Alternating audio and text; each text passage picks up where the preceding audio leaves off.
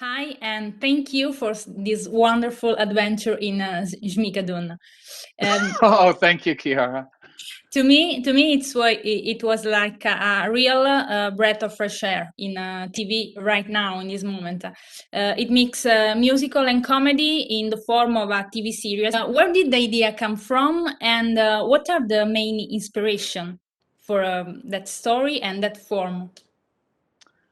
Well, I'll tell you, I had the idea for this almost 25 years ago, and it was a long time coming. But and it's crazy. I was watching this movie called An American Werewolf in London, Yeah, a I love. horror movie, Yeah. one of my favorite movies. And it starts off with the two guys backpacking through the countryside. And I thought, oh, this is a lot like the opening to Brigadoon.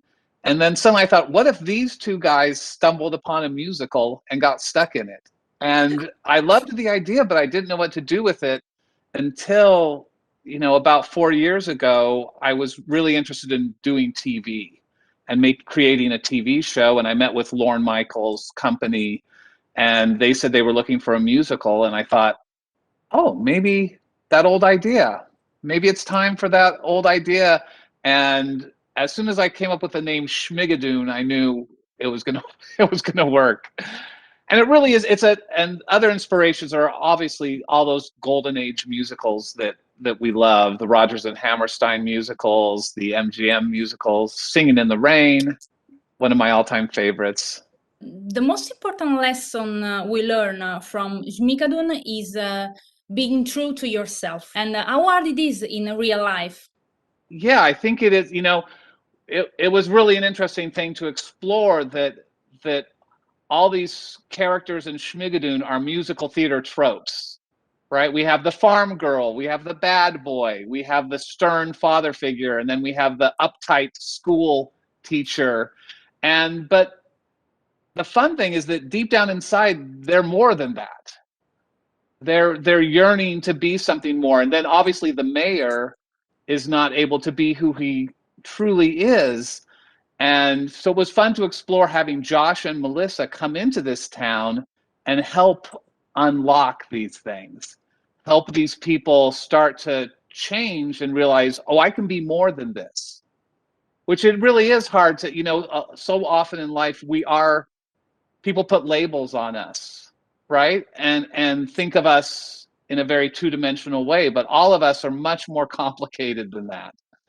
Yeah, and I think it was beautiful that the mayor start to reveal himself to for what he really is, and it's beautiful because he is a guide for this little community. Yes. Yeah, and that was really a tribute to back in those days, there would be characters that were coded as gay, but they weren't allowed to say it. Yeah. And so it was really nice to say, here's this character, and now he's allowed to actually proclaim who he really is. Schmigadoon mix musical and comedy in the form of a TV series. So, as a director, what models were you inspired by, and what things did you try to invent to bring to life Schmigadoon? Well, that's a very good question. I'm not someone who embraces musical theater, whether it's live musical theater or even in the movies. I'm not a fan of Brigadoon or Oklahoma or Carousel or Seven Brides for Seven Brothers. Although I had to watch them just to get a sense of what MGM musicals are like. I knew Singing in the Rain. That was the extent of it. Yeah. So for me, the challenge was to make our show feel very much like a discovered MGM musical that had never been released. So I studied how they were shot, which are usually you can see people's toes to head, which I love. I don't like musicals that have too many cuts in the dance numbers. If you have great dancers, which we had, you Yeah. want to play it out in wider shots so you can actually see them dancing. So that's what I learned and tried to embrace. And then what I brought to the table, I think two things. One is I brought a great crew. I brought on Bo Welsh, the greatest production designer, who did an amazing job on the sets. We had a great choreographer named Chris Gatelli, who just did amazing stuff. And then I brought my own sense of humor and sensibility to the performances, which are usually, I like actors to talk very quickly, which I got them to do, which was great. And also, I like to use the camera sometimes as a storytelling device and not just a recording device. So I did do a few nice little camera tricks, but for the most part, it looks like they discovered an MGM musical that someone forgot to release. It was a very good job. Thank you. Thank you.